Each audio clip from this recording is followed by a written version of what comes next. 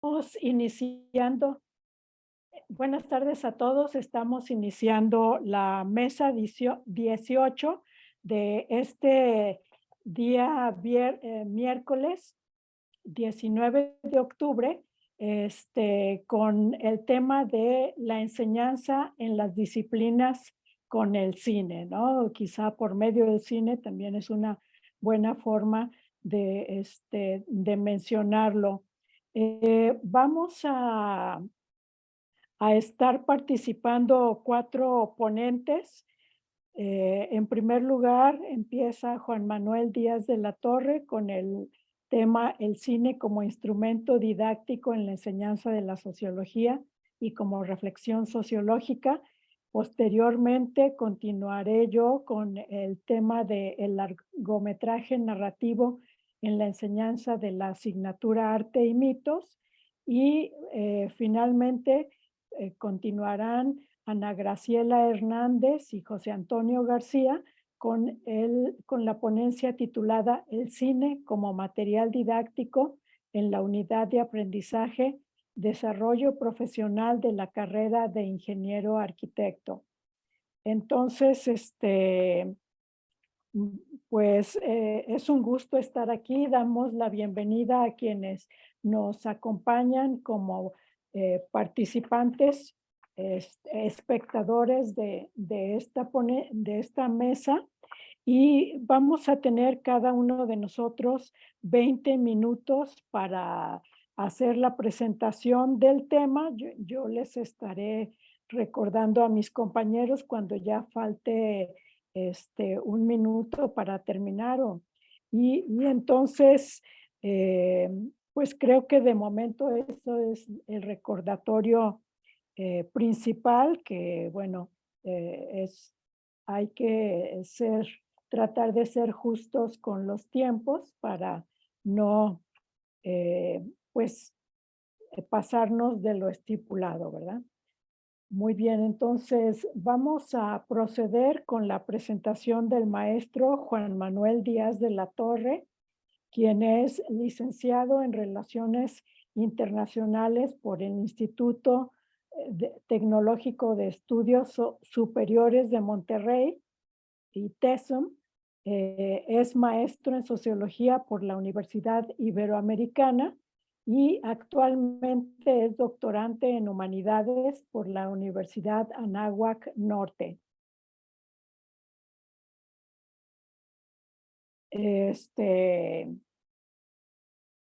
sí, y, y es estudiante del doctorado en Teoría y Análisis Cinematográfico de la UAM Xochimilco, es una de nuestras anfitrionas aquí en Sepan Cine. Al mismo tiempo es profesor investigador en la Universidad Autónoma del Estado de México, en el Centro Universitario Valle de México, y docente de cátedra en la Facultad de Estudios Superiores Zacatlán de la Universidad Nacional Autónoma de México.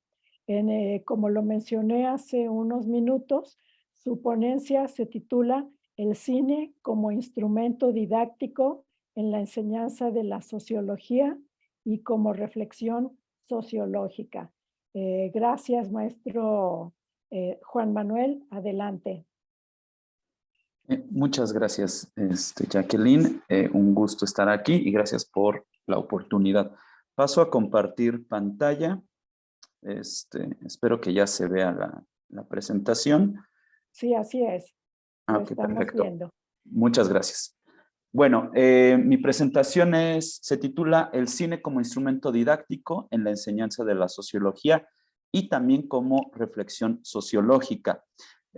Básicamente, lo que voy a intentar hacer en estos minutos es presentar la idea de establecer las posibilidades del cine, tanto como material didáctico para la enseñanza de la sociología, no nada más como materia, sino a lo largo, digamos, de un sílabo de una licenciatura en sociología, pero además como reflexión sociológica, ¿no? Entonces, que voy a desarrollar estas ideas a continuación.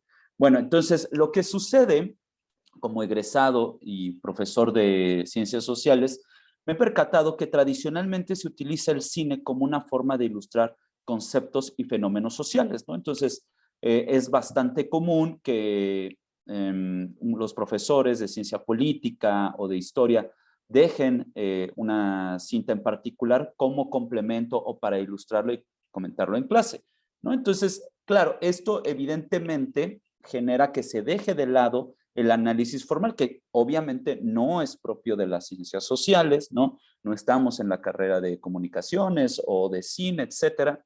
Pero se deja de lado la dimensión formal, que me parece particularmente importante cuando estamos hablando de cine, porque la forma es fondo, no es nada más el contenido como a propósito de hablar de ciertos conceptos, no sé, de teoría sociológica, o inclusive también sucede en filosofía.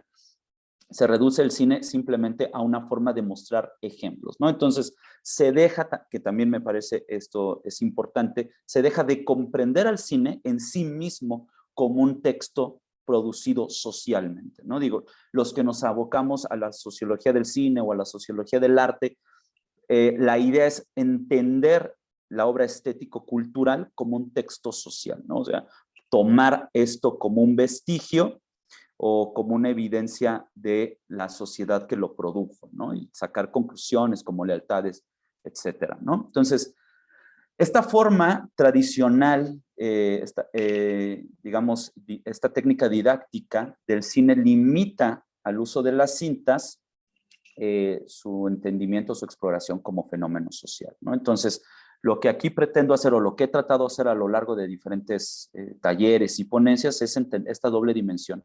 El cine tanto como producto social, pero que también presenta una reflexión sociológica, particularmente la ciencia ficción me parece que es una sociología, ¿no? Es presentar postulados sociológicos o reflexiones sociales en mundos posibles, ¿no? Una suerte de especulación que ciertamente en las ciencias sociales se deja de lado por considerarse poco científica, ¿no? Entonces, la idea sería superar esta forma de aproximarse al cine, ¿no? Esta forma ilustrativa, simplemente o como forma de mostrar ejemplos, ¿no? Para ilustrar conceptos, superar esta forma de enseñanza de la sociología para proponer una didáctica sociológica del cine, ¿no? Que esté arraigado en este doble rasero, tanto en forma, el cine como una forma, como un texto social y como una forma de hacer reflexión sociológica, ¿no? O sea, digamos, hacer sociología por medio del cine, ¿no? Ya me adelantaba,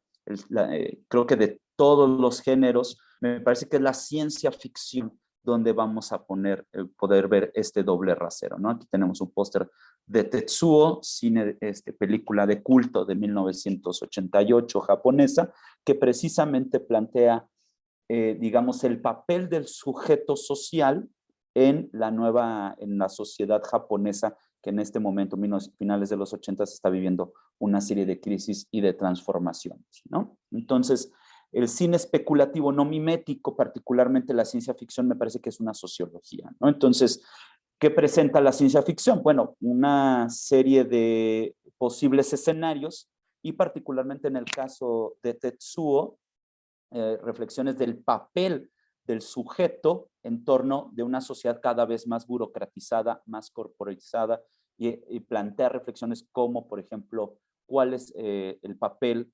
del sujeto, de la individualidad del sujeto en corporaciones que cada vez van a aplastar más la voluntad misma, ¿no? Entonces, bueno, presentamos aquí la naturaleza dinámica del ser humano en sociedades transformadas como ejemplos, como alegorías de procesos, particularmente en el caso de Tetsuo de la sociedad japonesa, que al mismo tiempo este posible escenario se vuelve una reflexión, ¿no? Entonces, al plantear las nuevas relaciones, que vamos a hablar un poquito más particularmente con el cine asiático, cómo se llega a cuentas por medio del cine de género, particularmente la ciencia ficción, como este laboratorio ideológico en donde el sujeto social, dígase los directores, los creadores de cine, están tratando de dirimir estas cuestiones en su sociedad, ¿no? Entonces el cine sería este producto cultural que refleja las estructuras sociohistóricas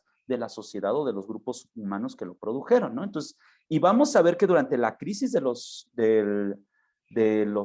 finales de los 80, más o menos la burbuja especulativa las bienes raíces japonesas va a empezar a tronar alrededor del 88, 89, 90 y va a ser la gran crisis entre todos los 90 y va a tener repercusiones hasta los finales de los 2000 y vamos a tener que estas especulaciones, estas reflexiones de corte hasta filosófico del lugar del sujeto social en el grupo humano van a venir conforme, particularmente en la animación, ¿no? Y en el género de ciencia ficción tenemos Akira del 88, Ghost in the Shell del 95, Serial Experiment Lane, Neon Genesis Evangelion, ¿no? Memories, Ergo Proxy, e inclusive la cinta de culto Battle Royale, ¿no? Del 2000-2001, ¿no? Entonces, todos estos escenarios presentan siempre, hay una constante motivación.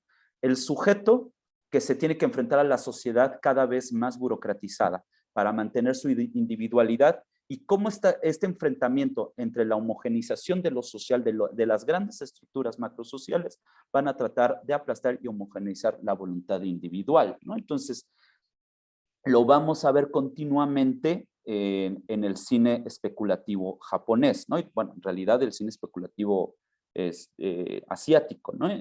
En lugar de usar la palabra escrita, ¿no? Por ejemplo, en el caso de Battle Royale, ¿no? Y del papel de jóvenes en la sociedad japonesa y cómo se relacionan con instituciones de control, ¿no? La cinta narra, es una adaptación ciertamente de una novela de ciencia ficción en donde en un estado totalitario japonés, bueno, ponen a luchar hasta la muerte a estudiantes de preparatoria, ¿no? Entonces ahí viene toda una serie de alegorías de la cada vez militarización, el regreso de la militarización en la sociedad japonesa, nada más que ya no encaminada por medio del gobierno, como por ejemplo como lo mostraba el cine de la posguerra, ¿no? En los 40, 50, sino más bien ya esa militarización, esa burocratización ya no es llevada por el gobierno, sino por las corporaciones, ¿no? Entonces ahí tenemos claramente la alegoría del papel del proceso de burocratización capitalista y cómo va a ser una suerte de máquina de producción de voluntades, ¿no? Entonces, en lugar de hacer reflexiones escritas, de hacer un trabajo, digamos, académico, de un ensayo, pues me parece que el cine puede hacer o puede presentar estas reflexiones por medio de imágenes, ¿no? Entonces, hay directores o mejor dicho, ¿no? En lugar de hacer grandes tratados sociológicos, hacen cine, ¿no? Entonces, en lugar de hacer, digamos, el mecanismo lógico textual, se convierte en lo que se ha llamado la logopática. La logopática es una propuesta de Julio Cabrera, filósofo de formación, pero en su libro Cine, 100 años de filosofía, propone esta idea de logopática en donde en lugar de escribir sobre filosofía, nos dice que ciertos directores hacen filosofía por medio de las imágenes, ¿no? La imagen logopática sería esta imagen muy específica que logra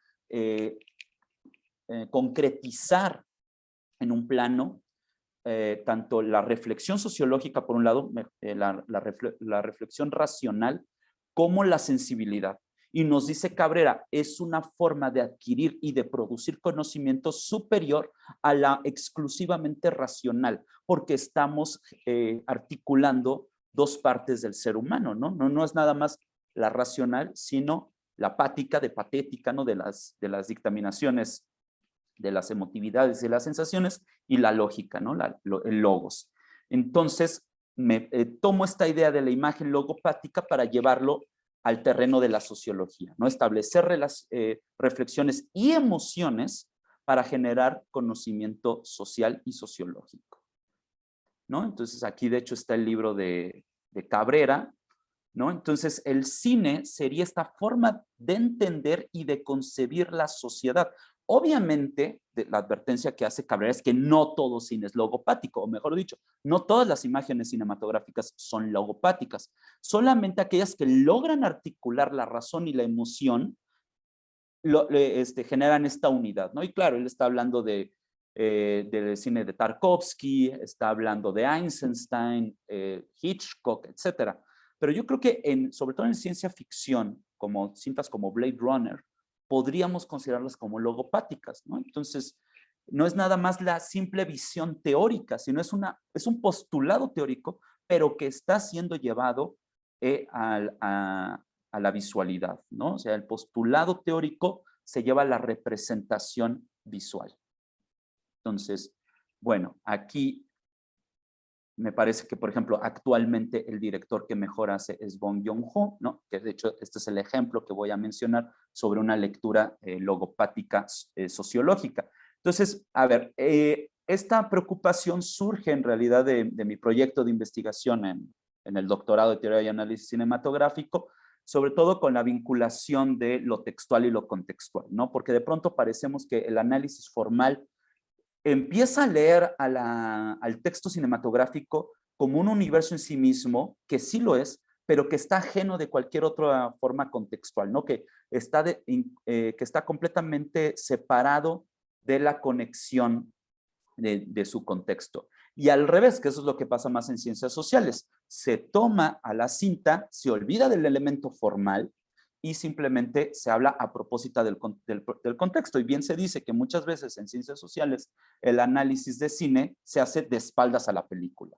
Entonces yo entiendo que la crítica de compañeros de ciencias sociales me pueden decir, bueno, pero es que ese no es nuestro trabajo. Nuestro trabajo es hablar de dinámicas del contexto, no de las dinámicas formales. Pero creo que dado que si pensamos en la película como un texto social, estamos vinculando forma y fondo, ¿no? En la mesa anterior hablaban de la moralidad, por ejemplo, del traveling, ¿no? O sea, la puesta en escena es una declaración ética, no nada más formal. Entonces, si llevamos este principio a sus últimas consecuencias, me parece que lo formal nos está hablando de su relación con el texto, ¿no? Entonces es una suerte de articulación de las dos dimensiones. La problemática, no nos decantamos ni por pensar en la película simplemente de manera formal, pero tampoco de forma contextual, ¿no? Entonces, a nivel analítico, se harían reflexiones sociológicas, perdón, se harían reflexiones sociológicas de frente a la cinta, ya no de espaldas a la cinta, ¿no? Entonces, por ejemplo, la pregunta es, en lugar de cómo se ilustra cierto concepto por medio de la cinta, me parece que habría preguntas más de corte cinematográficas y sociológicas como, pues, ¿qué está pasando en Corea que nos permite generar, o le permitió a Bong Joon-ho generar y filmar una película como The Host? U otra podría ser, ¿qué elemento formal está retratando los elementos contextuales de Corea, ¿no? Entonces, vamos un poco por acá. Entonces, la vinculación sería entonces los elementos formales serían las expresiones concretas de las condiciones sociales de la producción de la cinta como texto y mercancía, ¿no? Y aquí sí me quiero detener un poco entendiendo la cuestión de la mercancía, no de la producción, mercancía entendiéndola como la producción social que permite que los sujetos se vinculen, por medio de esta mercancía, se vinculen con su contexto sociohistórico. De tal suerte que yo podría conocer tanto los elementos que le permitieron hacer a Bong Joon-ho The Host, o por ejemplo, que le permitieron a Ridley Scott hacer Blade Runner, en este caso, pero además también entender cómo ellos asimilan de manera particular y subjetiva estas condiciones sociohistóricas, ¿no? Entonces, el análisis estilístico se volvería un análisis sociológico propio de ser enseñado en formación de ciencias sociales y particularmente de la sociología. Entonces, aquí se propone unir, o en teoría se propondría unir la hermenéutica y el formalismo, serían dos aproximaciones complementarias, ¿no? Entonces, en este caso, pues, el ejemplo sería Blade Runner, ¿no? Donde hay toda una propuesta sobre la deshumanización del trabajador, que inclusive hay lecturas marxistas que dicen que, bueno, los replicants son estos trabajadores, el proletariado en el capitalismo industrial, que son tratados como poco menos que humanos, ¿no? Entonces, continuando, la sociología del cine, porque también este es el problema, se ve la sociología del cine simplemente como alguna suerte de metáfora de procesos. Entonces, me parece que la sociología del cine debería incorporar estos elementos formales para establecer el entendido que por medio de la cinta puede percibirse a la colectividad que lo generó, que la produjo, ¿no? O sea, una suerte de arqueología del cine que me diga, bueno, una cinta de 1980 está reflejando su contexto. Géneros como habría que entender a los géneros, o desde la teoría de los géneros, como laboratorios ideológicos propios de las sociedades, en los que estas sociedades están dirimiendo sus tensiones, están encontrando sus formas de entenderse a sí mismas, ¿no? Entonces, de pronto, elementos formales como los encuadre, las representaciones serían las representaciones del posicionamiento moral sobre un fenómeno, o la forma de los planos secuencias como expresiones de la temporalidad en una sociedad, y así podríamos vincular cada elemento formal con una expresión contextual. Entonces, la idea sería enseñar a comprender otras formas de hacer teoría, ¿no? Y entender a la creación cinematográfica como una vinculación entre teoría y práctica. Entonces, además, sería posible observar, por ejemplo, lealtades, valores, cosmovisiones, emociones, etcétera, ¿no? El análisis estilístico en este sentido se volvería un análisis sociológico. Una cinta y una tesis sociológica podrían verse como productos equiparables. Y el ejemplo que traigo a colación sería Parásitos de Bong Joon-ho, en donde tenemos como contexto social un reflejo del capitalismo postindustrial surcoreano, algo que le preocupa desde que hacía Bong Joon-ho cortometrajes. Y entonces el mismo Bong Joon-ho es sociólogo, entonces lleva estas preocupaciones al plano de lo visual, ¿no? La reflexión sociológica sería formas que son consideradas no éticas, por ejemplo, por la moral burguesa como estrategia de supervivencia del proletariado, ¿no? Entonces el proletariado engaña para sobrevivir en un ambiente cada vez más hostil, ¿no? Y aquí vemos claramente ideas como la deshumanización del proletariado, la representación de conceptos como hábitus, ¿no? Lo que llamaría Pierre Bourdieu como el hábitus de clase, estos roles más o menos definidos, arraigados en estructuraciones de clase, que se van a poner de juego en planos abiertos y cerrados, ¿no? De pronto tenemos estos planos cerrados donde vemos a la familia Kim, ¿no? Que es lo que estamos viendo a cuadro, ¿no? Estos lugares más focalizados, más centrados, en contra, por ejemplo, estos planos abiertos que estilísticamente cambian la composición de la toma cuando particularmente vemos a la otra familia, la familia Park, que es la privilegiada, ¿no? Entonces estamos viendo un vaivén entre espacios reducidos, espacios abiertos, conceptos como las escaleras como el leitmotiv de la relación de clase, en donde uno puede subir o la intención es subir, pero ya no bajar, o el manejo del suspenso también como forma de reflexión social, ¿no? Entonces, ya Juan Manuel, te queda un minuto. bueno, ya para ir cerrando, pues la muerte de Kim Ki-young, la hija de la familia pobre, se vuelve un castigo por romper ¿cómo se llama? Las delimitaciones de clase, ¿no? Entonces, me parece que esta sería la propuesta para entender tanto el cine como didáctica, pero también como una reflexión sociológica. Muchas gracias. Excelente trabajo, Juan Manuel, muchas gracias. Retomaremos algunos puntos seguramente con las preguntas de nuestros espectadores. Bien, voy a proceder entonces a continuar con mi exposición del día de hoy. El tema es el largometraje narrativo en la enseñanza de la asignatura Arte y Mitos, y voy a proceder a dar una breve semblanza de mi trayectoria. Bueno, soy egresada de la carrera en Ciencias de la Comunicación de la universidad ubicada aquí en Guadalajara, la Universidad del Valle de Atemajac, conocida como los temporizadores, perdón. Sí, Bueno, soy egresada de la licenciatura en Ciencias de la Comunicación de la Universidad del Valle de Atemajac, UNIVA. Estudié posteriormente la maestría en Historia y Teoría del Cine en Ohio University,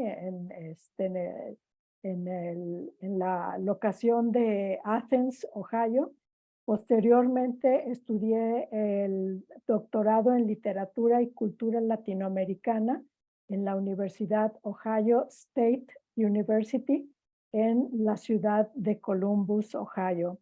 Me he dedicado a temas del cine mexicano en mi investigación. Soy profesora investigadora del Centro Universitario de Arte, Arquitectura y Diseño de la Universidad de Guadalajara y actualmente soy miembro del Sistema Nacional de Investigadores y profesor con perfil PRODEP. Los libros más recientes que he realizado son Escenarios del Cine en Jalisco del año 2019 y el siguiente libro del año 2022 es Ciudad, Arquitectura y Turismo, la representación del cine mexicano. Muy bien, entonces voy a proceder a compartir pantalla. ¿Se está viendo? Sí. Sí. Gracias. Bien, entonces, bueno, este es el tema que me ocupa como maestra en la carrera de artes visuales. Los alumnos llevan una materia teórica obligatoria que es arte y mitos. Entonces, aquí entre los objetivos de la materia se les destaca la relevancia de los mitos en la vida cotidiana y nos referimos no nada más a mitos de la antigüedad clásica como pueden ser los de Grecia y Roma, ¿no? Sino que también nos referimos a mitos de otras culturas, de la antigüedad, de la actualidad, o sea, incluso les comento a los alumnos que en esta materia no se toma en cuenta el vocablo de una cultura primitiva o una cultura avanzada, porque estamos siguiendo una perspectiva antropológica para entender mejor la cultura, ¿no? Por otro lado, también vemos que los mitos pueden servirles de inspiración a estos artistas en formación que son los alumnos de la licenciatura en artes visuales. En esta carrera tenemos alumnos que estudian fotografía, pintura, escultura. Entonces, pues viene muy bien que conozcan diferentes aspectos de nuestra cultura, también como fuente de inspiración, ¿no? Y entonces se les van mostrando ejemplos, ya sean documentales, por ejemplo, como de Gian Lorenzo Bernini, que hizo diferentes esculturas, tanto de tema religioso como de tema mítico. Vemos ampliamente diferentes ejemplos pictóricos, fotográficos, escultóricos, ¿no? Algo que también es de utilidad para ellos, porque claro, los artistas en formación y formados, ¿no? Consumen no solo cultura, expresiones de la rama que ellos practican, ¿no? O sea, consumen cine, consumen música, etcétera, ¿no? Aunque se dediquen nada más a la pintura. Bueno, entonces, una estrategia es hacerlos consciente de que en las narrativas existe lo que Joseph Campbell llamó el camino del héroe, que voy a detallar más adelante en un minuto. Entonces, para eso se utiliza el cine de largometraje narrativo, el cine de ficción, para, bueno, enseñarles este elemento para entender lo mítico, pero al mismo tiempo hay una estrategia secreta, digo secreta de parte mía, no la hago evidente cuando presento las películas a los alumnos, pero es también tratar de abrirles el panorama hacia otras formas expresivas del cine. Entonces, se les comenta y pongo temas por los que ellos también lleguen a mencionar, por ejemplo, Fausto, la película de 1927 de Murnau, y digo, se les ponen tareas para que ellos vayan dando con estas pistas y bueno, a lo mejor alguno se anima a entrar a ver esa película, les doy la liga, etcétera. Y en concreto, las dos películas que voy a mencionar más adelante, tienen ese propósito, ¿no? Entonces, hay una película francesa y hay una película de Hollywood, pero de los años 30, ¿no? Entonces, también esta idea de las adaptaciones de los mitos clásicos y no clásicos, les ayuda también para ampliar su cultura, interpretar mejor algunas ideas que vemos en una película, pero que a lo mejor no habíamos conectado con los mitos, ¿no? Con frecuencia también saco el tema de Ariadna, ¿no? Ariadna, de hecho, este mito grecolatino está en el libro de Joseph Campbell, El héroe de los 1000 rostros, que utilizo, cuyas secciones son de utilidad para utilizar en esta materia, ¿no? Entonces, por ejemplo, les menciono la pintura de Tiziano, de Baco y Ariadna, pero también seguimos en la conversación, en el análisis del cuadro, de los elementos, de la historia, de el laberinto donde está el Minotauro, y bueno, luego vuelvo a relacionar con el cine contemporáneo, como es la película El origen con Leonardo DiCaprio, ¿no? Entonces, de Christopher Nolan. Entonces, todas estas estrategias de mencionar el cine, pues es para que se sigan conectando con la cultura y no vean el mito como algo completamente antiguo y ajeno a nosotros, ¿no? Entonces, aquí tengo en pantalla una de las tareas que empecé a implementar en Classroom cuando empezó la pandemia con recursos en línea, pues porque todos estábamos, ya lo saben, en el encierro, ¿no? Entonces, primero se les va introduciendo poco a poco algunos videos donde se explica el tema del héroe, ¿no? Entonces, qué mejor que el mismo Joseph Campbell en su entrevista para la cadena PBS, la cadena pública de Estados Unidos, en el año 1988 con Bill Moyers, qué mejor que un fragmento de 4 minutos de esa entrevista que fue legendaria, para que sepan cuáles son las características de esta estructura narrativa. Se les da una pequeña lectura de un libro muy básico, donde también se abordan otros aspectos que no se comentan en la entrevista, en el fragmento de la entrevista de Joseph Campbell.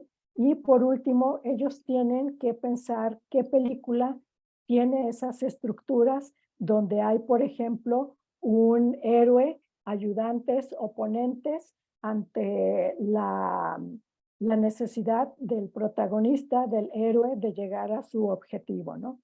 Los casos de estudio que se presentan son dos. La película francesa de Jean Cocteau está hecha en blanco y negro es de 1950, y la película del Mago de Oz de Victor Fleming de Estados Unidos, es la película taquillerísima filmada en 1939 y que fue una de las primeras en estar filmada en impactante Technicolor, ¿no?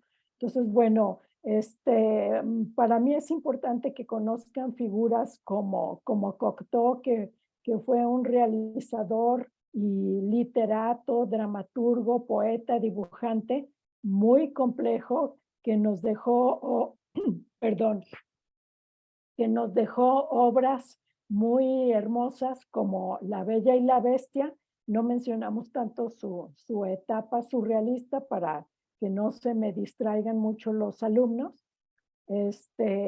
Mencionamos algunas características de La Bella y la Bestia y luego vemos completa en el aula la película Orfeo, ¿no? Que es una adaptación del mito.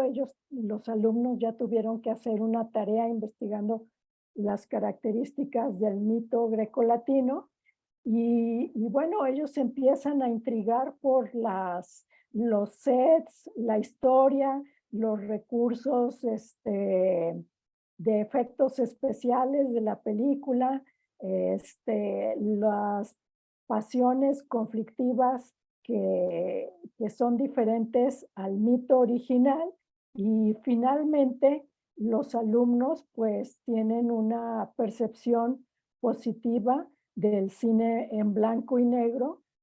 También al final les dejo una pequeña tarea que me comenten sus impresiones sobre qué fue lo que les llamó la atención de la película, y eso por escrito en el Classroom, y a la siguiente vez pues estaremos en clase mencionando muchos aspectos, tanto de quién fue Jean Cocteau, quiénes fueron los actores, quiénes,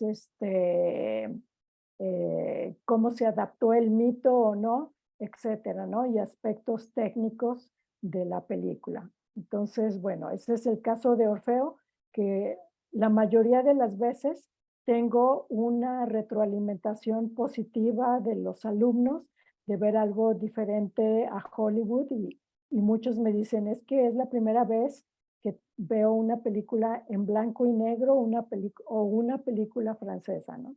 Bien, el siguiente caso, que también es importante no dejarlo de lado, es la película El Mago de Oz.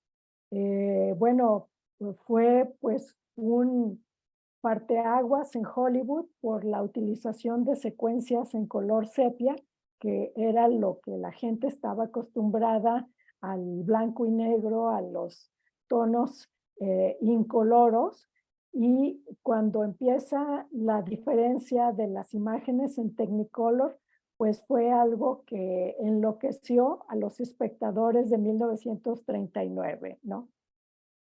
Entonces, bueno, aquí la utilización de esta película El Mago de Oz es muy literal para ver cómo se adapta este trayecto, en este caso de la heroína Dorothy, que sigue también muchos elementos de las novelas de aprendizaje en la literatura universal, cuando ella es trasladada de su mundo en el que ella vive, de su mundo habitual, hacia el mundo de Oz, porque se va persiguiendo su perrito y al mismo tiempo un torbellino se la lleva y se hace este corte en la realidad que ella conoce.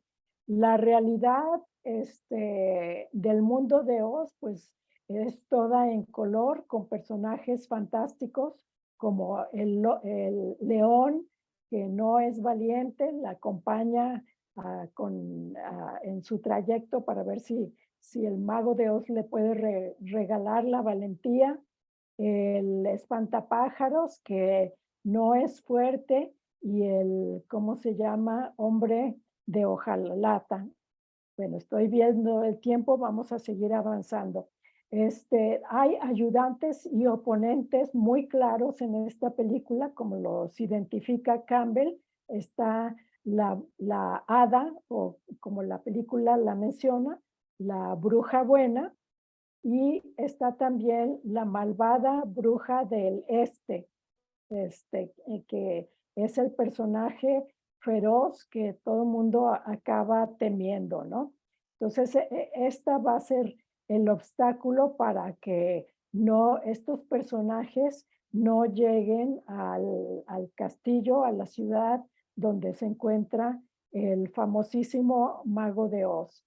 Después de librar todos los obstáculos, los personajes por fin llegan al castillo y son terriblemente decepcionados por el mago porque no tenía poder alguno, y sin embargo la película concluye en que los personajes, como en este caso Dorothy, van a encontrar lo que más buscan, ¿no? Entonces, por ejemplo, el león se vuelve valiente tras sufrir todas estos obstáculos que le enseñan que la valentía está dentro de sí mismo, ¿no?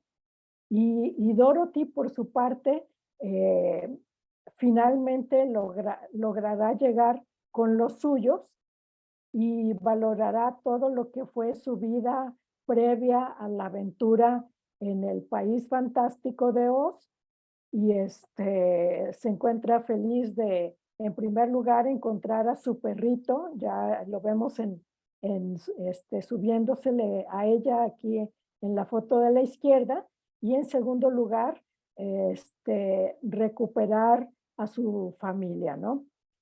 La película, creo que ya son, la película también se comenta pues con otros aspectos. Después de que la terminamos de ver, se regresa al esquema de Campbell. Les voy preguntando a los alumnos sus observaciones, qué tanto se apega o no, etcétera. Y también una pregunta es, ¿cuáles son los posibles simbolismos, ¿no? ¿Qué podemos aprender, además de la moraleja evidente que tiene la película y que viene en todas las estructuras de los mitos? Es decir, se cuenta una historia para que al final haya una moraleja potente que nos diga, como en el caso de la película de El Mago de Oz, perdón, que no hay lugar tan bueno como el hogar mismo, ¿no? La película constantemente tiene la frase "There's no place like home", ¿no? Entonces esa es la moraleja, y al mismo tiempo comentamos otras simbologías que están un poco ocultas, ¿no? ¿Por qué hay un camino dorado? ¿Por qué la ciudad es verde? ¿Tendrá esto que ver con que en el Banco del Tesoro estadounidense en aquel momento de los años 30, bueno, no sé si sea en la actualidad, pero en aquel momento del Banco del Tesoro, el oro en lingote pues era un fundamento para su economía, ¿no? Y la ambición simbolizada en el verde, como en los billetes de dólares en la ciudad de Oz, ¿no? Lo anhelado. Muy bien, entonces, pues básicamente esas son las estrategias que se utilizan para pues para poder acercar a los alumnos al tema de los mitos, y con el hecho de que en la actualidad y a lo largo de toda su historia, los mitos han tenido una función cohesionadora en las sociedades, ¿no? Y aquí dejo como punto de conexión con la anterior ponencia, ¿verdad? Muchas gracias por su atención. Y vamos a continuar con la última ponencia, que en este caso nos presentan nuestros compañeros José Antonio García Ayala, profesor muy estimado del Instituto Politécnico Nacional. Bueno, José Antonio García es doctor en urbanismo por la Universidad Nacional Autónoma, maestro en ciencias en la especialidad de arquitectura e ingeniero arquitecto por el Instituto Politécnico Nacional. Como ya les decía, es profesor e investigador de la Escuela Superior de Ingeniería y Arquitectura Tecamachalco del Politécnico Nacional desde el 2005, donde ha hecho investigaciones sobre la urbanización sociocultural, el arte y el deporte en la Ciudad de México por medio del pensamiento complejo y la hermenéutica profunda. Es autor de varios libros, capítulos de libros, y entre sus publicaciones, y es conductor del programa Emotrópolis.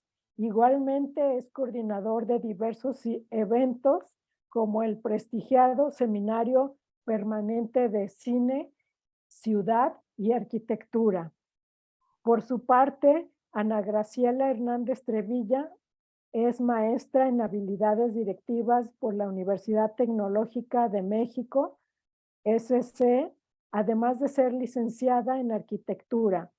Se ha desarrollado en el área de la docencia impartiendo clases a nivel de licenciatura y maestría y también ocupó la dirección de arquitectura y diseño gráfico en la Unitec, plantel Iztapalapa. Los dejamos con Ana Graciela y José Antonio. Gracias, buenas tardes. Gracias, buenas tardes. Bueno, vamos a empezar con esta ponencia, ¿no? Que se llama El cine como material didáctico en la unidad de aprendizaje, desarrollo profesional de la carrera de ingeniero arquitecto, que presenta un servidor y mi compañera Ana Graciela Hernández Trevilla. Esperemos sea de su agrado y agradecemos por la invitación al evento. Bueno, es muy importante entender que desde la aparición del cine en la época de los hermanos Lumière, siempre se había visto, ¿no?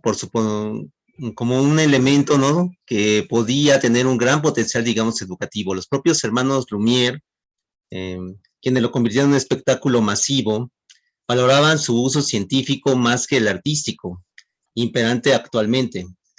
Ellos inclusive mencionaban, ¿no? En su momento, ¿no? Que cuando hacían esas películas de ficción, etcétera, que ese no era el fin para el cual ellos habían creado este tipo de avance tecnológico, ¿no? Entonces, desde entonces, pues se ha visto, digamos, el potencial educativo del cine desde la aparición, y esto es simplemente, ¿no? Porque el cine, que son esta serie de imágenes en movimiento, a veces con audio, ¿verdad? Muchas de las veces, sobre todo a partir de la aparición del cine sonoro, son captadas para ser proyectadas colectivamente y estructurar una narrativa documental o de ficción, donde se conjugan los elementos básicos que componen este lenguaje cinematográfico, como es la imagen, el sonido, la puesta en escena y el montaje, para comunicar mensajes y, algo muy importante, emociones significativas, tanto en cortos como en largometrajes. ¿Qué queremos decir con esto, no? Que a partir, ¿no? de todos los elementos que estructuran el lenguaje cinematográfico, estos van a comunicar esos mensajes, pero van a transmitir principalmente emociones significativas a los espectadores. Y esto es básico desde el punto de vista, digamos, educativa, y ahorita vamos a ver por qué. Una de estas razones por las cuales la comunicación de mensajes y de emociones significativas es fundamental para entender el potencial que tiene el cine como herramienta didáctica es que estas cintas interpretan momentos del pasado, presente y del futuro de distintas sociedades y culturas en relación con contextos y procesos históricamente específicos y estructurados socialmente, dentro de los cuales y mediante los cuales se producen, transmiten y reciben sus formas simbólicas en el sentido de la definición de cultura de John B. Thompson. Es decir, se está considerando al cine como un producto cultural que tiene todas estas características que nos van a permitir entender contextos y procesos. a través del tiempo, pero también nos va a permitir entender cómo se producen, transmiten y reciben esos mensajes y esas emociones significativas en los espectadores a lo largo de las diferentes épocas en las cuales se van proyectando diferentes tipos de películas que pueden ser de ciencia ficción, pueden ser del presente o del pasado, ¿no? Siempre van a tener esa carga emosignificativa, pero también ese mensaje racional que va a estar, digamos, conjugando para poder, digamos, captar la atención de los espectadores. Entonces, es muy importante entender la relación entre el cine y las emociones. Y para ello es importante ver que el componente emocional nos permite identificar los significados y conocer los sentires interrelacionados con estas cintas, para facilitar la comprensión de distintas temáticas al conformar imaginarios, compuestos por elementos evocativos, inscritos en la memoria poética. Esto, digamos, es muy importante, ¿no? Porque a partir de ese recuerdo que es evocado por la película, se van a producir, digamos, imaginarios directamente relacionados con la memoria sentimental, la memoria emocional que tenemos cada uno de nosotros. Entonces es donde ahí ese componente emocional permite entender a mayor profundidad la complejidad de lo que estamos viendo, a distintas escalas físicas y temporales, así como en diferentes niveles y dimensiones de la realidad. Esto es algo, digamos, muy importante porque nos damos cuenta cómo este componente emocional impacta directamente, ¿no?, en la memoria poética y en la construcción de imaginarios con los cuales entendemos la realidad que vivimos día con día. Entonces, al impactar en la dimensión emocional de los espectadores, se influyen los procesos de enseñanza-aprendizaje, y aquí esto es muy clave, ¿no? O sea, ese elemento que recordamos a partir de una emoción, a partir de un sentimiento, a partir de un afecto, dentro de la dimensión emocional, puede ser utilizado para que contribuya al proceso de enseñanza-aprendizaje, siendo estos afectos, sentimientos y sensaciones piezas fundamentales que complementan la cognición al permanecer en la memoria poética en el orden de ideas de Carlos Logat Carver, que es un neurocientífico, ¿no?, que nos ha enseñado, ¿no?, cómo a partir de esta dimensión emocional que se inscribe en la memoria, uno aprende y retiene más, digamos, lo que se quiere, digamos, uno aprender, ¿no? Entonces es algo, digamos, fundamental, se entiende de una mejor manera y también, digamos, se abren otras ventanas de nuestro propio entendimiento. Los recuerdos se consolidan desde este sentido en la memoria al asociarse a una emoción evocada en su interrelación con sus significados. Esto, digamos, es muy importante. Va a haber recuerdos que se van a instaurar en la memoria de una manera muy poderosa, ¿no? Y van a ser, digamos, vinculados a una emoción. Esto va a estructurar experiencias de problematización, análisis, reflexión, interpretación y entendimiento, que impactan en la sensibilidad de maestros y de alumnos. No solamente son los alumnos los que van a ser, digamos, impactados por estos recuerdos vinculados a una emoción, sino también los propios maestros.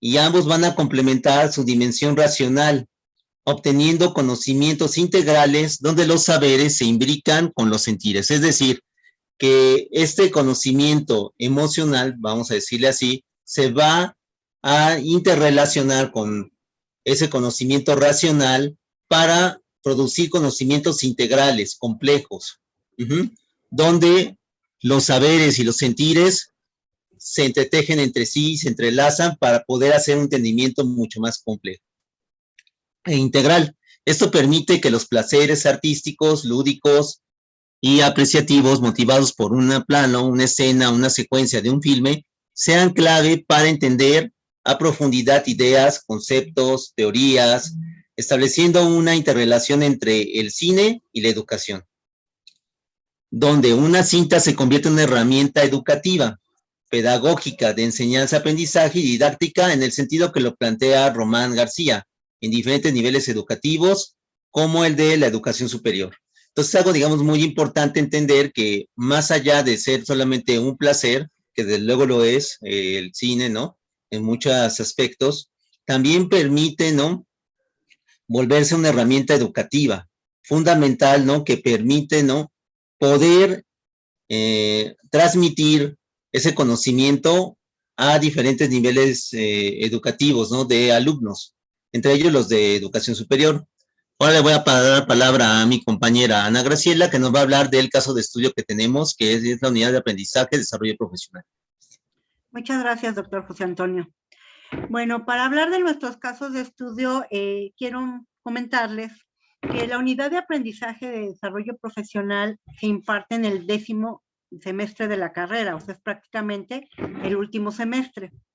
Fue muy importante que se incorporara esta materia, puesto que en la formación del profesional de ingeniero arquitecto no se había implementado una materia que les hablara sobre cómo se iban a insertar laboralmente y qué tan importante era desarrollar un plan de la vida y la carrera que iban a tener en ese ámbito profesional. Así se formó esta materia, esta unidad de aprendizaje, buscando que los alumnos comprendan e interpreten el desarrollo profesional como un proceso de crecimiento en su trayectoria laboral, y esto lo hagan con base a una planeación y a un conocimiento crítico del entorno competitivo actual que presenta el mundo globalizado. Vincularlos directamente con el ámbito en el cual se puedan insertar, que dentro de la arquitectura es muy amplio. Hay áreas, obviamente, como lo que es la construcción, el diseño, la teoría, la historia, el urbanismo, el desarrollo de materiales y sistemas constructivos. Entonces, como este campo laboral es muy amplio, al integrarse esta materia de desarrollo profesional, se busca que este alumno pueda visionar cómo se va a insertar laboralmente y cómo se va a desarrollar en ese ámbito del trabajo. La siguiente es, doctor, por favor. La siguiente diapositiva, por favor. Gracias. Para ello se utilizan varios filmes que, como comentó el doctor José Antonio, buscan sensibilizar al alumno respecto a ese ámbito laboral al que se va a integrar. Se utilizan filmes como El arquitecto de Jonathan Parker, recientemente en 2016, Mano de obra de David Sonana del 2019 y el documental Architecture de Arbuckle Industries de 2014. Estos filmes les conforman imaginarios con base en miradas que interpretan distintos mundos posibles dentro de su práctica laboral. Tratamos de hacer que tengan una visión de cómo pudieran desarrollarse en ese ámbito. Así se difunden temáticas vinculadas a actitudes, valores, estrategias y retos asociados a estas distintas áreas del quehacer del ingeniero arquitecto, desplegadas al utilizar recursos tecnológicos e implementar propuestas estéticas de las películas. Los profesores que impartimos esta unidad de aprendizaje hemos podido constatar que cuando los estudiantes observan estas películas, el proceso de desarrollo laboral les queda más claro, ya que muchos de estos alumnos no cuentan con la experiencia laboral. Algunos han podido insertarse durante los semestres ya en el campo, pero realmente son pocos, pues en la formación de un ingeniero arquitecto, la labor que implica el desarrollo de planos arquitectónicos, maquetas, renders, es muy fuerte. El tiempo que se le dedica a estas actividades es mucho, y muchos de los alumnos no encuentran esta forma de insertarse laboralmente por lo demandante que es la carrera. Esta situación incluso se exhibe en el documental Architecture, donde prácticamente de forma inmediata los jóvenes se sienten identificados emocionalmente con los protagonistas y con las experiencias que estos viven al formarse como arquitectos. En este documental se se narra la forma, bueno, se graba como en el sistema educativo de la formación de un arquitecto, el taller de proyectos es muy importante. Es donde un arquitecto vierte su creatividad y a veces se encuentra un proceso frustrante en lo que es el plasmar una idea en algo tangible, en una casa, en un hospital, en un centro deportivo. Entonces, al ver este documental, los jóvenes se sienten pues inmediatamente identificados, ven cómo ellos han dado mucho en la carrera, son 5 años la carrera, y cómo se han desvelado, cómo han a veces incluso peleado con el profesor o con los profesores que les dan estas materias, porque sus ideas pueden ser muy difíciles de expresar en un aspecto formal, y a veces tampoco gustan al profesor o al cliente, al futuro cliente. Entonces, cuando ven esta película, se van identificando dentro de ese proceso de formación que tienen. Por otra parte, y buscando que además de comprender el perfil profesional que logran desarrollar a través de su formación durante la escuela con el documental, se les exhiben películas como El Método o El Arquitecto, para que a través de estos filmes interpreten el proceso de reclutamiento y selección de personal por el que muchos de ellos pasarán para ser contratados por una empresa. Esto, por ejemplo, es la trama de lo que sería la película del Método. O también pueden interpretar la experiencia de trabajar en forma independiente, donde películas como El Arquitecto exponen las relaciones laborales que se dan entre el profesional creativo de la arquitectura y una pareja de clientes que quiere que se les diseñe una casa. En forma humorística, ahí se aborda la dificultad que tiene este artista creador de la arquitectura para dar a un cliente un proyecto de casa según las necesidades y gustos, pero que él termina cambiando para imponer su propia idea de lo que debe ser una casa. Situación muy recurrente que vivimos los arquitectos cuando estamos diseñando un proyecto para un cliente que tiene una visión específica de cómo puede ser esa casa, esa clínica, ese departamento, y el arquitecto tiene una visión propia, y llegar a congeniar entre lo que el cliente busca y lo que el arquitecto propone, pues a veces genera situaciones difíciles, a veces situaciones de humor, que el alumno va identificando y que va viendo cómo pudiera librarlas en el proceso de su trayectoria profesional. Por otra parte, también se utilizan otras películas que les permiten comprender el ámbito laboral desde una mirada más cruda, como la que se da para los trabajadores de la construcción. En la película Mano de Obra se expone, por ejemplo, la falta de protección tanto física como legal en la que trabajan los albañiles y cómo esto repercute en su vida familiar.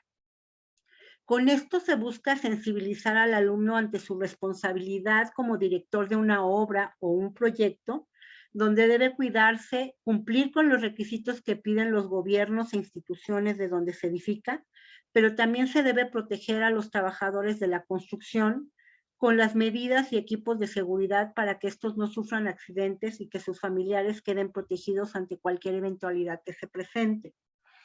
Estos son solo unos ejemplos de películas que se utilizan dentro de la materia. Hay muchas más películas que se utilizan porque la materia tiene un contenido muy vasto para que el joven, el estudiante, la chica, porque también tenemos ya alrededor de un 50 y 50 de alumnos que estudian esta carrera, algo que antes no sucedía. Antes era predominantemente una carrera de hombres y ahora tenemos varias mujeres estudiando arquitectura, y les tratamos también de hacer más claro esta situación de vida que van a tener dentro de lo que sería el mundo de la construcción y un mundo que ha sido prácticamente dominado por los hombres. De ahí que hable el doctor José Antonio de que las emociones son muy importantes en cuanto a lo que ellos perciben de las películas, porque en esta materia muchas veces ellos vierten sus preocupaciones, sus inquietudes, sus miedos ante este ámbito laboral. Y pues tratamos a partir de estas películas, creo que sí se logra en gran porcentaje, que los alumnos puedan percibir más cómo es este ambiente laboral, con sus muy buenas cosas, pero también con otras un poco difíciles. La siguiente es, doctor, por favor.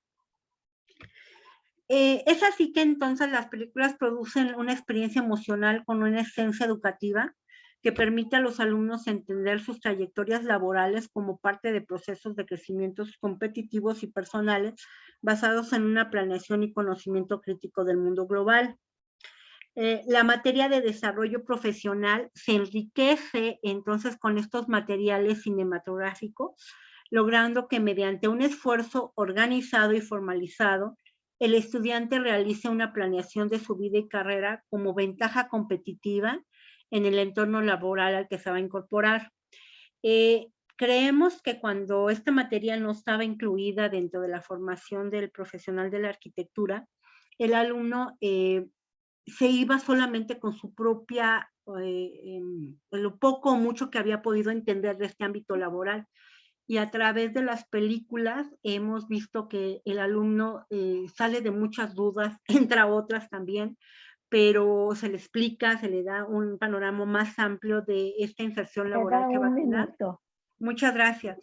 Para que pueda vislumbrar un plan donde él identifique que lo familiar, su vida personal, debe de ir a la par del ámbito laboral y él logre pues alcanzar sus objetivos tanto profesionales como personales y ser feliz. Creo que es muy importante que los alumnos, después de tanto tiempo de su recorrido como estudiantes que inicia pues prácticamente en el kinder y llega a la licenciatura y puede seguir en una maestría y en doctorado, pues tenga la satisfacción de haber sido planeado conociendo ese ámbito laboral donde se va a insertar. Muchas gracias. Muy bien. Pues muchas gracias a nuestros últimos ponentes, José Antonio y Ana Graciela, y también desde luego muchas gracias a Juan Manuel Díaz de la Torre. Vamos a aprovechar esta última parte de la sesión para abrir nuestra plática a las preguntas que quienes nos acompañan puedan tener actualmente, ¿no? Entonces los invitamos a participar con sus comentarios, levantando aquí la mano o pues para que sepamos quiénes quieren intervenir en las observaciones sobre las ponencias, ¿verdad? Bueno, mientras se preparan quienes nos van a hacer comentarios, quiero destacar cómo nuestro panel tiene esa ventaja de que finalmente aludimos a aspectos de nuestra sociedad, de nuestra psicología como personas y también pues de la parte antropológica mediante la expresión de lo mítico. Bien, tenemos a Jacqueline que ha levantado la mano, por favor, adelante. Sí, voy. Sí. Bueno, muchas gracias. Primero, Carmen, Juan Manuel, José Antonio, y por ahí me faltaba quién, Graciela, ¿no? Ana. Sí, Ana. Muchas gracias por sus participaciones. Me parecen muy reflexivas en torno a la aplicación del cine desde esta perspectiva didáctica. Es muy utilizado, ¿no? En los ámbitos cinematográficos, no siempre del todo bien utilizado en el sentido de que logre el objetivo de aprendizajes, de enseñanza, pero en este caso los ejemplos me parecen muy ilustradores, muy buenos. Quiero comentar algo con respecto a la ponencia de Juan Manuel, que comentas, y me pareció muy interesante esto que nos compartes de que el cine de ciencia ficción es idóneo para este acercamiento formal sociológico. Y te quiero compartir ¿Qué piensas de que pienso que considero que también el cine de terror tiene como esa posibilidad en el sentido de que el cine de terror es un cine que el terror siempre está ligado a una preocupación psicológica, que además está bien marcado por diferentes épocas, porque en términos socioculturales tenemos miedos compartidos, cada quien tenemos nuestros miedos personales, pero hay una tendencia a tener un miedo compartido generacional, o por alguna situación particular, ¿no? Como por ejemplo lo que hemos vivido en la pandemia, las pandemias, las catástrofes ambientales han dado pie a ciertos géneros, ¿no? Incluso. Pero ha habido otras como El Exorcista, por ejemplo, con estos miedos de un conservadurismo que actualmente ya no vivimos. Entonces, si apreciamos esa película, pues ya no es lo mismo que en su momento, ¿no? En el siglo XX. Y asimismo otros miedos que hay sociológicos hacia, por ejemplo, el empoderamiento de las mujeres, con películas que están relacionadas, o por ejemplo, con el tema de las brujas, y bueno, así podríamos mencionar las películas de zombies, etcétera, ¿no? Entonces, ¿qué opinas al respecto de esto que te comento? Si podría ser aún así piensas que el cine de ciencia ficción, que de hecho sí coincido con lo que propones, tiene esta posibilidad de lo formal para pensarlo desde la sociología y del contexto. Y bueno, también te quería comentar que me parece que el cine de Yorgos Lanthimos también es un cine que hace una crítica social bien fuerte, que sería una ricura analizarla desde el punto de vista de los aspectos formales que muestra. Y con respecto a la última participación de José Antonio y de Ana, ¿qué opinan de, por ejemplo, cuando se ha utilizado el cine para la educación con el tema de la historia o de la psicología, en particular esos dos temas? Pues hay quienes opinan que no es lo más recomendable porque por la fidelidad en el caso de la historia, que bueno, es también muy cuestionable si existe una fidelidad histórica, o en el caso de lo psicológico por el cuidado en el tratamiento de la salud. Entonces, pues bueno, a veces no es, dicen que no es lo recomendable. Yo pienso que sí puede ser. En todo caso está en la responsabilidad en quien utiliza esos filmes, ¿no? Para hacer alguna intervención didáctica.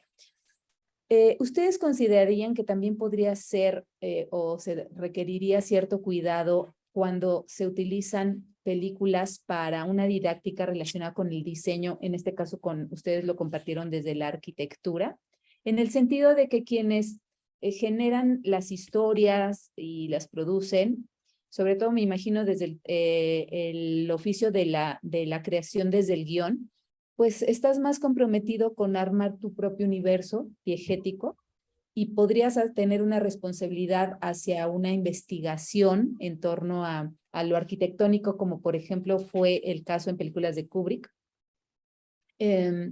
pero no necesariamente comprometidos con una fidelidad absoluta en términos conceptuales o de reglas o de métodos arquitectónicos en este caso. ¿Qué opinan de ello? Primero pasamos con Juan Manuel.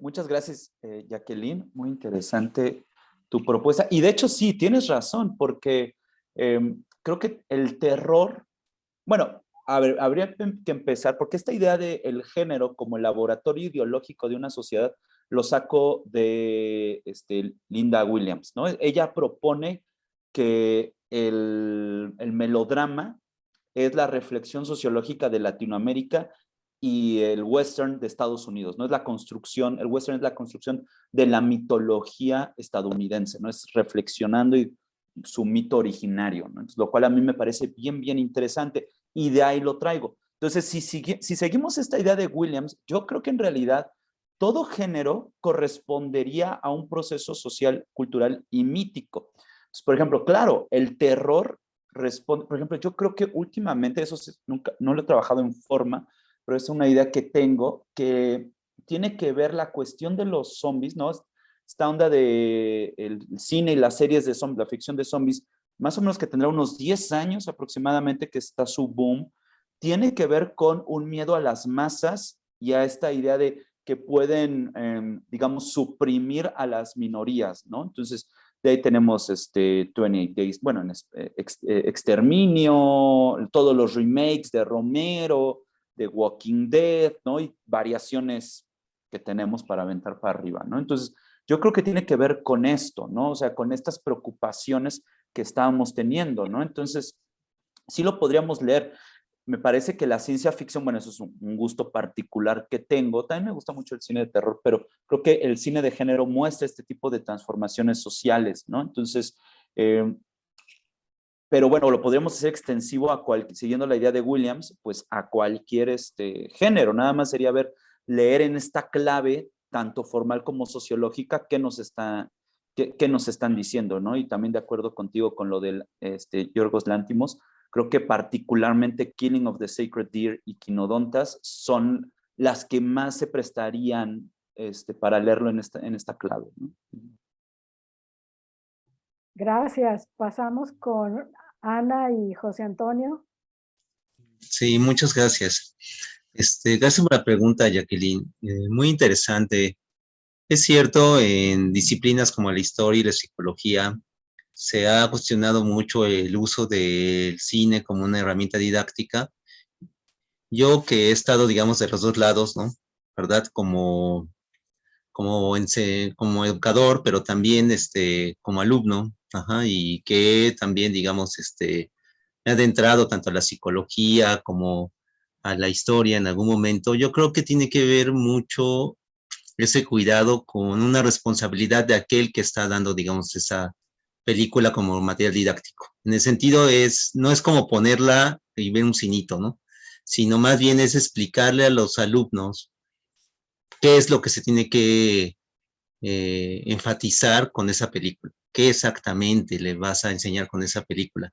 Y siempre dejándoles claro que lo que están viendo no es la realidad misma, sino es una interpretación de la realidad que tiene sus propias reglas y que es una ficción, inclusive los documentales, ¿verdad? Los documentales igual tienen su propia narrativa, por más que sean tomados de la realidad, al final de cuentas, digamos, hay una subjetividad de los propios creadores que te muestran lo que te quieren mostrar para armar su propio discurso. Entonces, hay que explicarles muy bien a los alumnos, ¿verdad? Qué es lo que vas a ver en esa película y qué es lo que te va a enseñar específicamente y qué cosas, digamos, debes de tener cuidado en, digamos, tomarlos como una veracidad, porque más bien lo que ellos buscan es una verosimilitud, pero no una veracidad. Ajá. Entonces, siempre y cuando tengan, digamos, la guía correcta, digamos, yo creo que es un material, digamos, muy enriquecedor y adecuado, porque como ya lo vimos, permiten adentrar, abrir esa llave, esa puerta, ¿no? Esa dimensión emocional de todos nosotros como seres humanos. Muchas veces uno lo puedes explicar muchos temas, ¿no? De manera racional, y no te van a entender, no lo vamos a entender, no lo vamos a captar, pero vemos una película, una escena y decimos, porque lo sentimos. Entonces, por ejemplo, yo he visto psicólogos, ¿no? Que enseñan diferentes aspectos, ¿no? Para que puedan seguir, digamos, comprendiendo su propia problemática, ¿no? En cada uno de sus pacientes, ¿no? A partir de películas, en las cuales ellos muy cuidadosamente no van seleccionando qué material pueden ver y qué material no. No todas las películas son para todos, inclusive que tengan problemas, digamos, similares, por lo que yo he visto, ¿no? Entonces hay cierto tipo de películas que por el universo que construyen, pero también no por el objetivo de la propia narrativa, digamos, no es la adecuada para ese tipo, digamos, de paciente. Ahora, pasando a la parte, ¿no? De la enseñanza del diseño, fíjate que estamos haciendo una investigación, ¿verdad? En el doctorado sobre la enseñanza, aprendizaje en la carrera de ingeniero arquitecto dentro de la materia de diseño. Y se exploró en algún momento también la utilización, ¿no? De este tipo de herramientas para poder enseñar los ciertos aspectos de diseño, ¿no? A partir de documentales o incluso en algunos casos especiales de algunas películas de ficción muy bien, digamos, seleccionadas.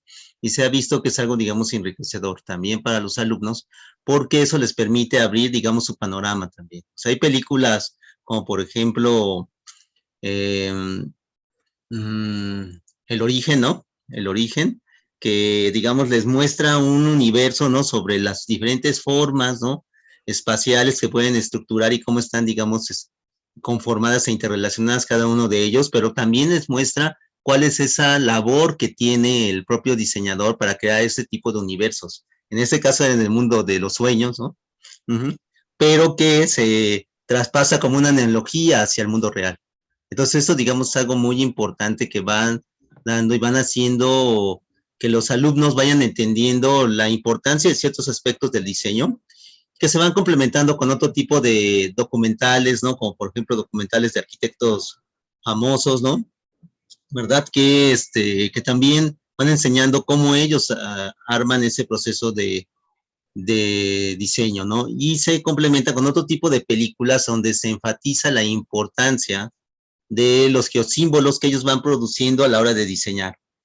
Por ejemplo, en el aspecto, ¿no? De los skyline, ¿no? Y los corredores empresariales, ¿no? O sea, hay películas que aunque no son de diseño, sí te muestran la importancia de este tipo de espacios como geosímbolos de ambientes laborales y ambientes espaciales, ¿no?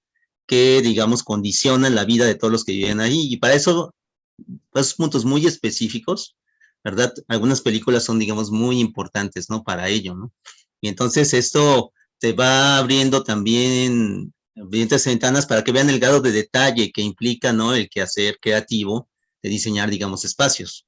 Y no lo ven así ya tanto como algo etéreo, ¿no? Algo así, digamos, muy abstracto, ¿verdad? Donde, digamos, no saben cómo esas dos líneas que están dibujando, ¿no? En el plano, realmente se van a materializar en una tercera dimensión. Y en las películas lo pueden ver un poco más fehacientemente.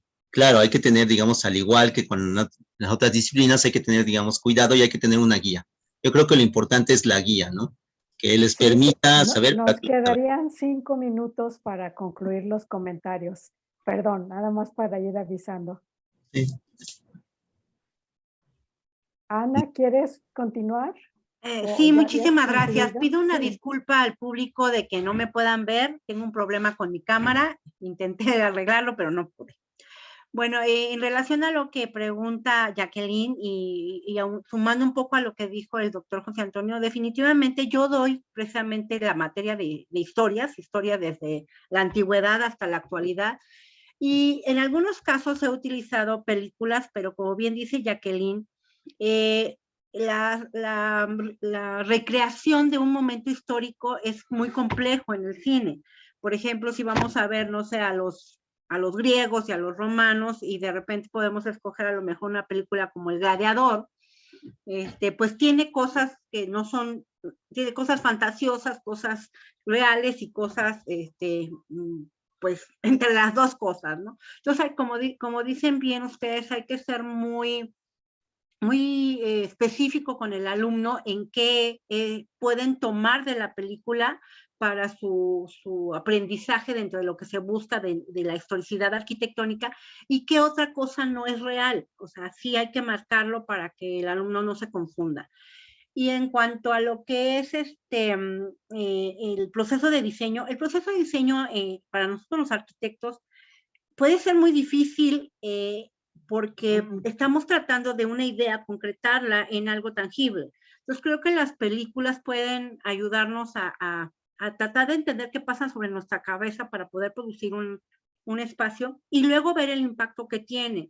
Por eso, cuando cita el doctor José Antonio, el ver películas, por ejemplo, de los espacios empresariales, analizar, por ejemplo, cómo se representa en El Lobo de Wall Street, al distrito financiero de Nueva York, cómo se representa, por ejemplo, en una película como El Diablo Viste a la Moda, el mundo empresarial de las revistas, del editorial, con estos edificios acristalados, y cómo esto impacta, por ejemplo, en la producción de películas como La Rebelión de los Godines, donde se hace en Santa Fe y se vuelve a utilizar los acristalados altos de este enclave urbano, o incluso en la película El Hubiera Si Existe, que también se hace una recreación de que pareciera que el edificio está en el centro histórico, bueno, en el centro, en la parte ya de la Latino, cuando el edificio realmente se graba en una zona del Estado de México.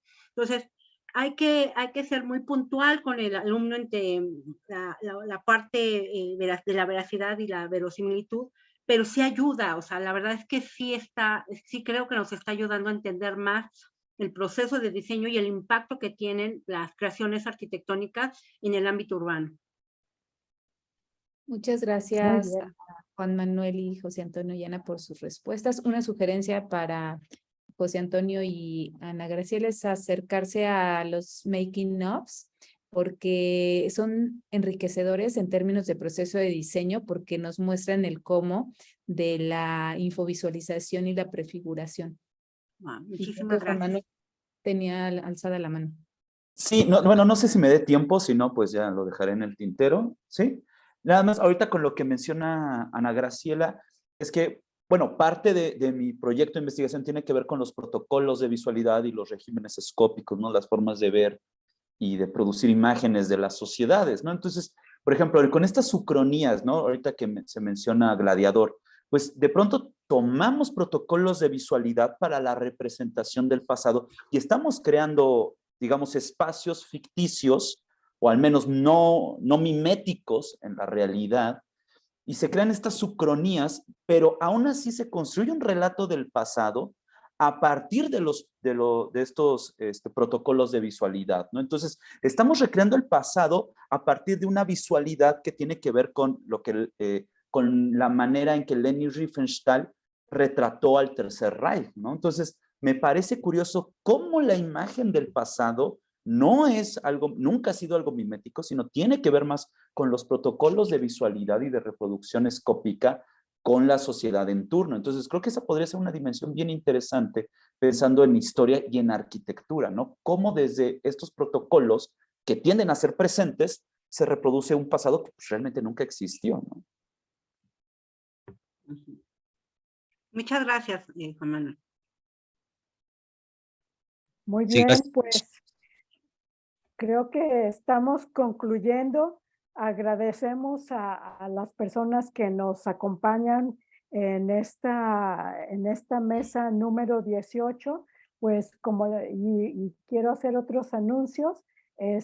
Aquí tenemos en el chat para quienes necesiten constancias de asistencia, una liga, por favor acudan para solicitarla. Y a nuestros participantes como ponentes les avisamos que en su correo electrónico estará llegando la constancia de participación, ¿verdad? Bueno, pues en primer lugar, muchísimas gracias al apoyo logístico del Congreso. Contamos a esa de que de vernos en persona, ¿verdad? Quizá el próximo año ya todo vuelva a la vieja normalidad, para tener esta convivencia comunal que teníamos desde, no sé, varios años atrás, ¿no? Sería muy agradable, pero felicitaciones tanto a la UNAM, a la ENAC, a la UAM, desde luego, por la excelente organización, ¿no? Me han dejado nuevamente impresionada con la organización. Jacqueline Gómez Mayorga, muchas gracias por tus intervenciones y pues gracias también a nuestros ponentes que nos dejaron unas inquietudes para seguir analizando y pensando, pues quizá cada quien desde nuestros ámbitos, ¿verdad? Bien, pues muchas gracias a todos y los invitamos a participar mañana jueves a partir de las 10 de la mañana con la mesa 20, reflexiones sobre cine y educación, y la mesa 21, el Cineclub como herramienta educativa. Entonces sería todo por mi parte. Muchísimas gracias a todos. Gracias, Muchas igualmente. gracias. Buenas noches. Buenas Buenas noches. noches, hasta luego.